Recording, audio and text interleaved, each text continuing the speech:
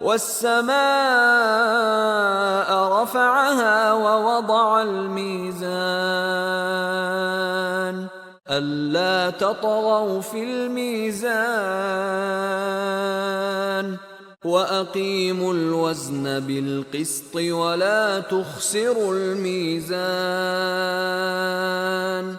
والأرض وضعها للأنام فيها فاكهة والنخل ذات الأكمام